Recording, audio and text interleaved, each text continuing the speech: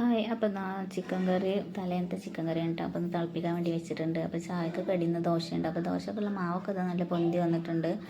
അപ്പോൾ ഇന്ന് കാക്ക് ചോറ് വേണ്ടെന്ന് പറഞ്ഞിട്ടാണ്. അപ്പോൾ ഒന്ന് കടി ദോശയും ചിക്കൻ കറിയാണ് ആക്കി കൊടുക്കുന്നത്. അപ്പോൾ മാവ് ഉപ്പൊക്കെ ഇട്ടൊന്ന് ഇളക്കി ദോശ ചുട്ടെടുക്കുന്നുണ്ട്. അപ്പം ചിക്കൻ കറി ഉണ്ടായപ്പോൾ പിന്നെ വേറെ കറിയൊന്നും വെച്ചിട്ടില്ല കേട്ടോ. കടിക്ക് അത് തന്നെയാണ്.